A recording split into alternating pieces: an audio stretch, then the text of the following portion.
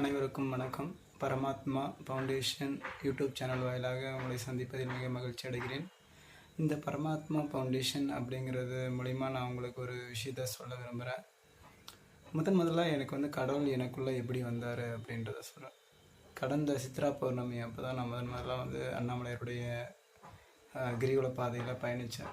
இன்றைக்கி கிட்டத்தட்ட 12 மாதம் முடிய போகுது. ஒரு மிகப்பெரிய ஒரு சந்தோஷம் எனக்குள்ளே இருக்குது. இந்த சித்ரா பௌர்ணமிக்கு முன்னாடி பார்த்திங்கன்னா, நான் இந்த 12 மாதத்துக்கு முன்னாடி கடவுளை பற்றின நாட்டம் எதுவுமே எனக்கு கிடையாது. அந்த நம்பிக்கையும் கொஞ்சம் குறைவாக தான் இருந்தது. இப்போ 12 மாதம் முடியும் போது எல்லையற்ற மகிழ்ச்சி. தினமும் காலையில் எழுந்து ஒரு 4 மணிக்கு குளிச்சுட்டு கடவுள் முன்னாடி விளக்கை ஏற்றி வணங்கும் போது அதில் வர சந்தோஷம் எல்லையற்றது. அப்போ தாங்க மனசில் தோணுச்சு,